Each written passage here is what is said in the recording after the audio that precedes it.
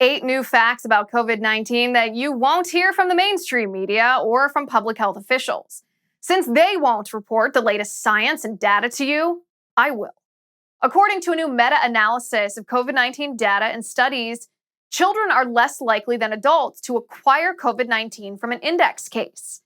MedPage reported, and I quote, across 32 contact tracing or population testing studies, comparing SARS-CoV-2 prevalence in children and adults, children younger than 14 were less likely to be infected from an index case overall. The odds ratio was 0.56.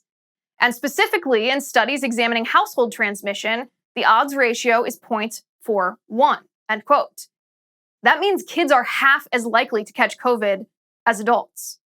According to Nashville City emails, first reported by Fox 17, just days before the Nashville city government forced restaurants to shut down from 75% occupancy to 50% occupancy in the name of COVID-19, the Metro Health Department had traced only 3 COVID-19 cases to restaurants.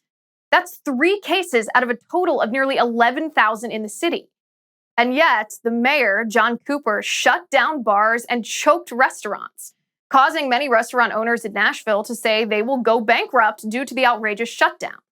According to official government projections from the UK Department of Health, the UK Office for National Statistics, and the UK Home Office, over 75,000 people in the UK could die from the lockdowns over the next 5 years.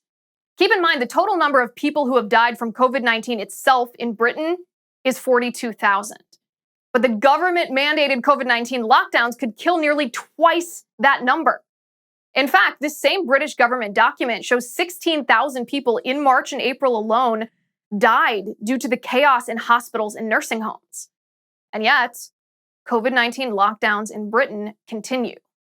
Likewise, according to the German development minister Gerd Müller, and I quote, far more people will die from the consequences of the lockdowns than from the virus. Müller said the government response to COVID-19 has resulted in one of the biggest hunger and poverty crises in history. He says, we expect an additional 400,000 deaths from malaria and HIV this year on the African continent alone. He also said 500,000 more will die from tuberculosis. Speaking of deaths related to COVID or the lockdowns, a new report shows that 1/3 of COVID deaths would have occurred this year anyway, and most of the rest by the end of 2021. This, according to the world's largest for-profit funeral company. You can see the report on the screen for yourself. Spain announces a shift to finding infectious cases versus just identifying PCR positives.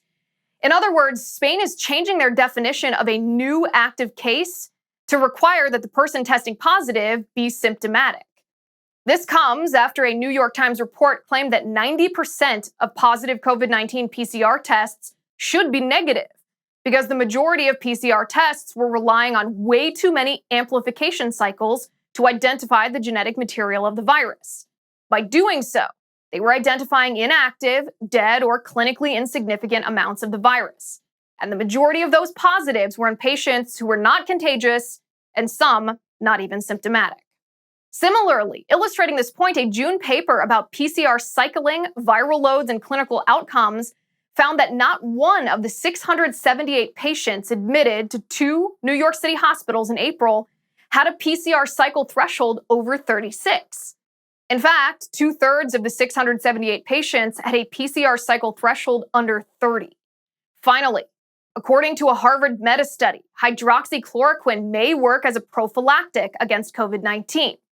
This research, conducted by Miguel Hernan, a professor of epidemiology at Harvard University, found that hydroxychloroquine may reduce the risk of COVID-19 by 20% without serious side effects. Again, this study shows a possible prophylactic effect. And remember, before anybody censors this is data from Harvard.